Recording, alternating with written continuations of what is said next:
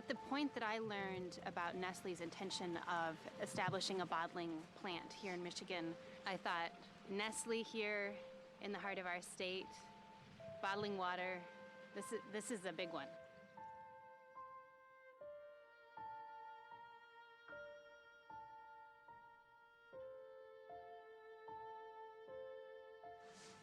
They're pumping upwards of 450 gallons per minute.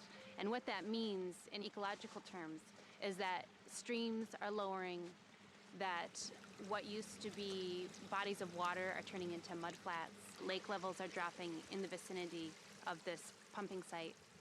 Adding insult to injury is the fact that Nestlé Corporation doesn't pay 1 cent for the water that they extract. And they're making, it's speculated, upwards of $1.8 million a day in profits off of that water, which belongs to all of us. So here we are in Michigan. You got a company that wants to pump water out of a stream system, all right? It doesn't own the water. It has a right to use the water like other landowners. So the question is, does their right to use mean they have a right to put it in a bottle and claim ownership and sell it? That was the basic question. We asked for a moratorium and said, give the people more time to research this, to find out, is this what the community wants? And the township officials basically said, we know what's best. When citizens hear about a project, you can be sure the company's been there for at least a year already.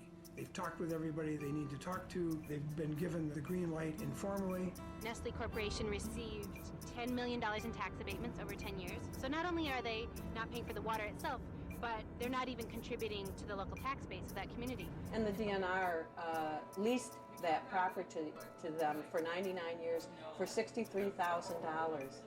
Nothing. And you see these semi-trucks traveling in one right after the other to pick up this water, which has been pumped from the ground, has traveled through 12 miles of stainless steel pipe. They've treated it with chemicals. They've put it in plastic bottles, which are a non-renewable resource. They're polluting our watersheds the moment you've consumed the water. And I'm sure a lot of it will end up right back up here because they sell Ice Mountain in the area. So it's ludicrous.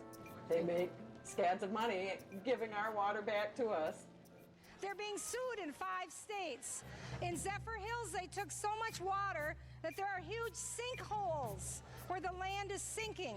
And I live on a farm, and I don't want my little stream to disappear, and they want to put more wells up in Everett. My wife's sister, when they was doing her testing last year, she ran out of water at that time when they were doing her 7-day test and 4-day test. And my neighbor next to me is almost out of water, and all of this started after they started testing their wells. We're fighting this battle, this David and Goliath battle. We are having to have garage sales and bake sales and concerts and all kinds of little fundraisers. Court is now in session. The Honorable Lawrence C. Root presides. You may be seated. The UN is saying in their reports, by the year 2020, we're going to have half the world's population without adequate water. By God, they're coming after Michigan's water. When Nestlé came into Michigan, they said, we're a good corporate citizen, we're not going to hurt anything. We're responsible. During the trial, the company kept pumping during a season of drought. Any of the predicted reductions in flow in dead stream will have absolutely no effect on that ecosystem. The stream area in front of one of the clients' homes was basically a mud flat. I cross-examined the plant manager, and I said, look at these pictures, there's a mud flat here. Don't you think you ought to stop pumping? They kept pumping even then. Some of these small channels that flow into the lake from these springs along the North Shore almost stopped flowing. The reality was, no matter what they said, there was significant adverse impact, and they kept pumping. We had a petition drive, and a couple of weeks later, citizens are calling me and saying, someone knocked on my door, and it was a private investigator. They even hired a firm that came around and went to people's doors, knocked on their door and said, did you sign a petition?